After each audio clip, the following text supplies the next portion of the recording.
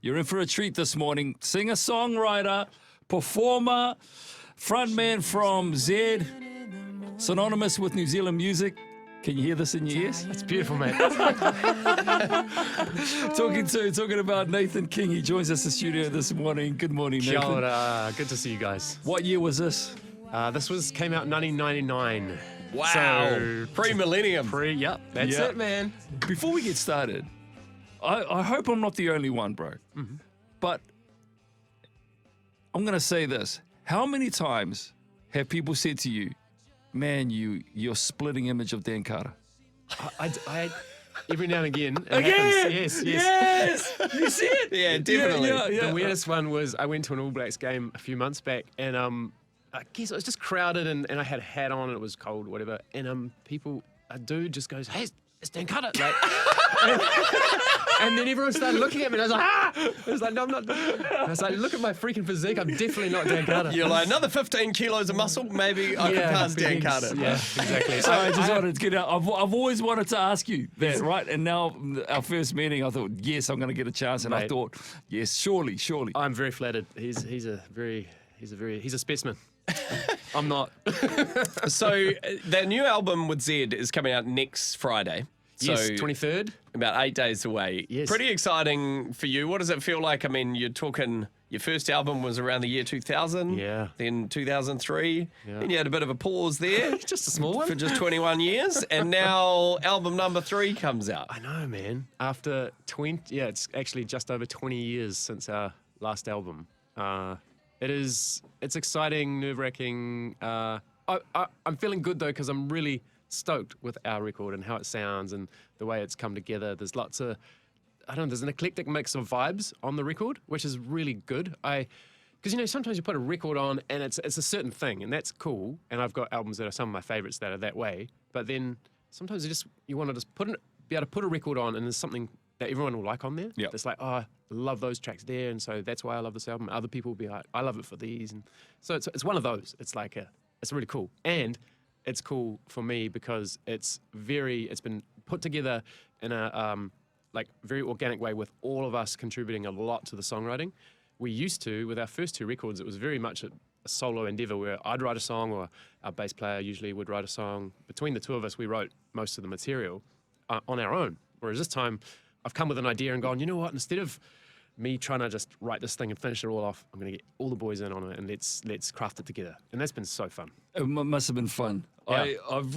I know you performed on ZB. You and the boys performed and I read Yes. the article after your performance on ZB, and you said something about having a little bit of regret that there was such a big gap, the 20 years, and maybe if you guys had dug a little bit deeper, there wouldn't have been that 20-year void or whatever. Yeah. But in saying that, if you had stayed together, you may have ended up, doing something completely different and may not even be at this place today. Yeah, and the music might have been really rubbish. But you know what I mean? Totally, So yes. did you guys stay friends and all that? Because you could have had a bust up or whatever. Yeah, it is. It's painful when you finish a band, it's a business to some degree as well, right? It's a whole lot of things. It's family, it's like, your creative outlet, it's all these things. But you have this moment where it's like, oh, flip, it's finishing and it hurts. And so there was a bit of tenderness there for a little while with all of us where we had to, I think just take some time. And, but slowly and surely over the years, we've sort of, time's healed. We've been able to talk over a few things. I mean, there were probably half a dozen big challenges that all sort of collided at once around 2005 when we decided to wrap up. That kind of meant the band just naturally ended. And it was just super hard to deal with those all at once. One of them included our mentor for our band, who was our bass player, Ben. His father got cancer while we were over in Germany living and touring. And this was 2004.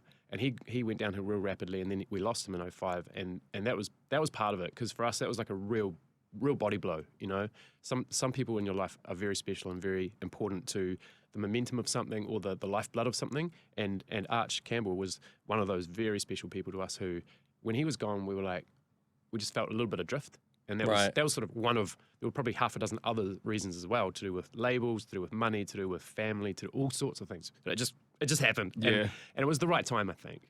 But it was super hard, super hard. I can imagine.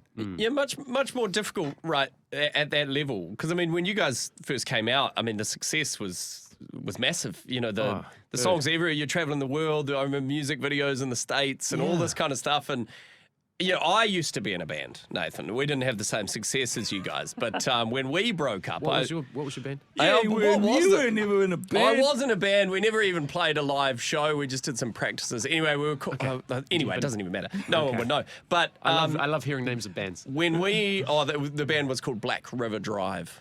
I don't know. No, you guys are awesome. I remember Black River Drive. So I honestly do. no, yeah, For those people listening, that was not. The guy actually went on to continue, and they did have a song out. So I was never around. But anyway, when we broke up the first time, I literally just got a text message from the main guy who was like, "Hey, the drummer, I've even forgot his name. He's moving to Christchurch, so." That's kind of it.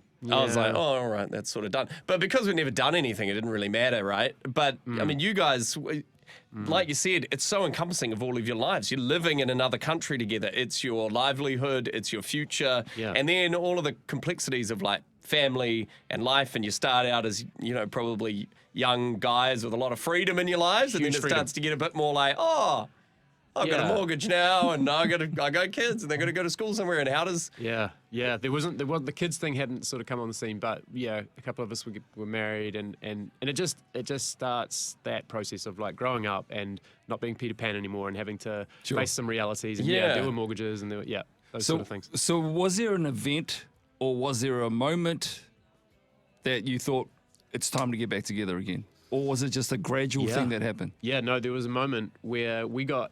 He is now our manager, but a good man by the name of Jaden Cogan. He basically got in touch and was like, "Hey guys, there's a Lions tour coming. This is All Blacks again now. There's a Lions tour coming. Eden Park. There'll be 45,000. It's gonna be packed out. This is I should know the date. It's either 2016. I think 2017. 2017.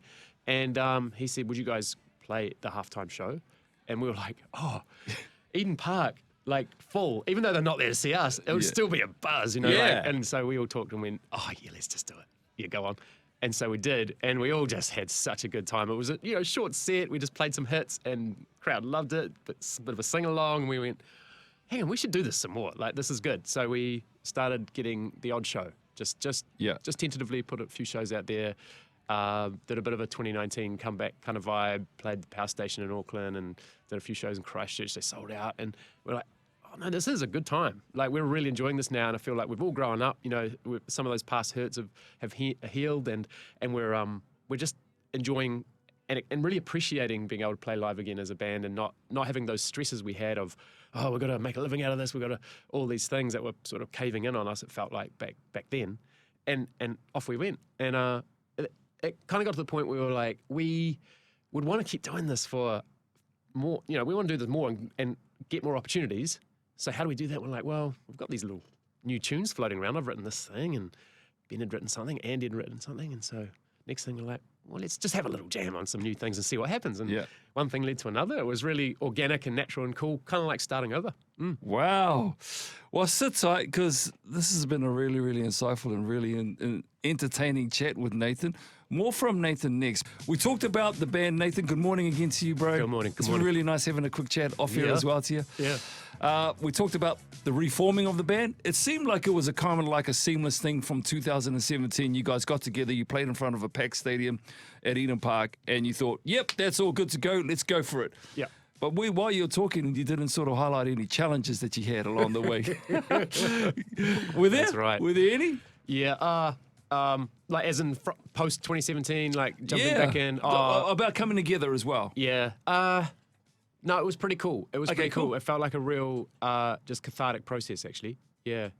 We had some nice chats, just sort of covering off how things had wrapped up and the different parts we had to play in that, and really that it was nobody's fault as such, and yeah. So that was cool. Who changed the most in the band from when you wrapped up to where you are now? Like, I mean, I don't know the other member. I know you, but I don't know the other members of the band. But I mean, the Yeah. iconic guitarist with the long blonde dreads. Does he still have dreads, or has he changed into just a grown-up man now? Like, Andy saw the error of his ways. hey, as a guy who also used to have long blonde dreads, I always felt like we had a kinship. But Yeah. I mean, who do you reckon has changed the most, even just in like you know, as you get older, you mature, your life changes, Yeah. your outlook, your personality. Maybe our drummer Adrian, he now runs an amazing. It's called the Addington Co-op. It's an amazing cafe in Christchurch. In Christchurch, yeah. That does really good things. It's not for profit. They support a lot of amazing like charity work through what they do. And they just set up their cafe as like this is to be a kind of hub community, good vibe. People can come in, you're always welcome kind of vibe. It was awesome what they did. And I think he has changed quite a bit because he just used to be a flippin' clown all the time. And now he's this Mr. Sensible guy. Mr. Community, Mr. Yeah. And he's like running, you know, all these like staff and he's got like budgets and he's so sensible. He's responsible now. Yeah, it's crazy. I just can't. I'm like, dude, what happened? Well, you know, not only do the people evolve, you know, your boys have evolved, but your music's evolved Yeah. as well. I mean, lot. let's talk about Future Memory, the album. Yeah. We're playing a song called Play, and when we heard it first, I thought, man, am I right? Is this funky disco? Because I'm digging it. Yeah, it's a little different to Glorophilia, you know? Yeah, right. Yeah, Renegade Fighter, it always, morphed and changed. I mean, Play is not indicative of the whole album, but it's certainly just one area we dabbled into. And like I mentioned a little bit earlier in the show, I was like, we were really keen to have an eclectic sound on this record and not just go down one road and stick to it, you know? We're experimenting and having fun, and I think that's come out in the music. There's some real, and good upbeat vibes, like lots of cool tunes that are good energy. What does it mean that you've embraced new technology on the album? AI? Oh no! ChatGPT wrote the songs for us. Yeah, we needed some lyrics. We got stuck, and yes, no, definitely not. 100% no. And also, we actually, in that respect, we steered right clear of any like sampling or any time we wanted like a drum sample or something in there. We actually made it ourselves, which was quite cool. Oh, cool. So that was nice. But no, when we're talking about technology, we're just talking about like literally that whole digital space that we're now in where you record. I mean, a lot of people won't even realize, but you know, our first record and largely our second record were recorded to tape. And it's a totally different process, you know, like Never say that out loud again. I know. It's like Reel to reel. reel tape, you know, and you had to perform the song, and if it wasn't right, you go, oh man, I stuffed up that second verse. It's like, okay, we'll start again, and you Come back play and the whole layer song it. again. Yeah, and you could sometimes you drop in little bits occasionally, but really now, compared to now, you can hack things up, chop Yeah. it, slice it. I love that weird thing. It was a mistake, but I like it, and we'll put a flipping reverb on it and a distortion, and then we'll Move it. reverse it and stick it here and put it, you know, like all that. You can just play around and it's just this massive toolbox of opportunity now. And so we were like, let's do a bit of that. Let's not just have this super organic, beautiful, flowy album. Let's actually hack it to bits, you know, when it's called for. And have fun with it. And that was something we hadn't done before. So that was cool. How does that work? Because I imagine when you're doing your first albums and stuff, you're all together, you're in a studio, Yes. you know, you'd go to the studio, you'd basically camp there for however long, we're putting it all together. But now it's all digital, you can email stuff, it's all, you know, and you don't all live in the same city with each other anymore. So how has that kind of changed the dynamic of like leaving stuff with people and then they send it back and you're like, oh. Yeah, it's like been really that. good actually, quite fun because I'll get an idea and I've traditionally just kind of hacked away at it and just, you know, often got quite frustrated, like getting a bit stuck and not being able to finish the song that I've started writing. But now I'm like, I'm just going to email it to Ben down the line and see what he comes up with, and he'll send something back and I'll be like, I never thought of that. That's cool, you know? So that part of it's quite fun. I can do it a bit more on the fly rather than having to get time together and like, you know, have a rehearsal and do it that way. It's quite nice. It's quite snappy and convenient. How many tracks got chucked out? Oh, bro, so many tracks. Really? Yeah. And they're not chucked out, I must say. There's a bunch of stuff that we investigated, I'll put it that way. We kind of went down the road with it a little bit, and some of it got fully recorded to that point. But yeah, there was probably about 30 to 35 songs that were kind of bubbling around that were definitely potential candidates. Yeah. And we went, for this reason, these ones just aren't going to fit the vibe. We're wanting something a bit more, you know. And you got to look at a balance of an album too. You don't want an album to be like too slow and cumbersome, but you don't want it to be all just like bah, bah, bah, bah, the whole time and like whoa, Nice balance. chill out. Yeah, just getting some balance in there was important. I know the country's looking forward to hearing you guys all back together again.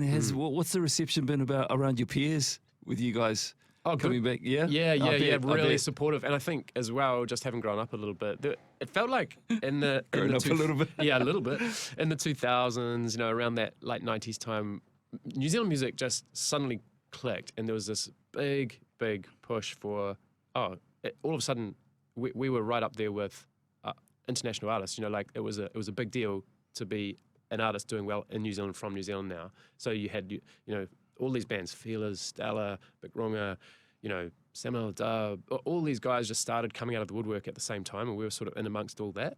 And that was super exciting. So it kind of just changed the game. But I've completely lost my point. What was the question? Your peers, it must have been. Oh yeah, right yeah. there, So, yeah. but the one thing that, thank you. The one thing, it's early for me. The one thing that really was interesting and is now different. It was that it was quite competitive. It was like, oh, I want a piece of this. So a piece of this pie that's available. So everyone was like, right, gunning for their thing. Get you a bit. Yeah. Whereas now I think everyone's a bit more relaxed about the whole concept. And there's been some real incredible success stories and trailblazers like the likes of like Lord and Benny and some of these people who have had some big stuff overseas happen, which was that was always the goal for everybody, but nobody really ever got there back then in the 2000s.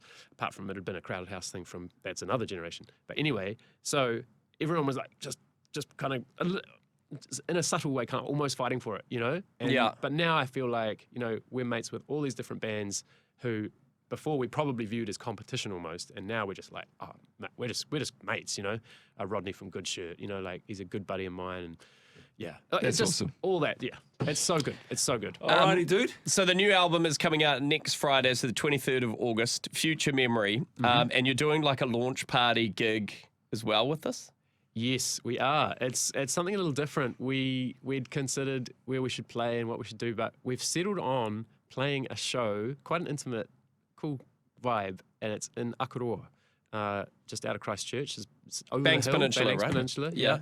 And our bass player Ben, he's the big magnate guy. He owns a small hotel in Owns Akaroa it. and a restaurant and so forth. And I think one day he's going to be the mayor of Akaroa.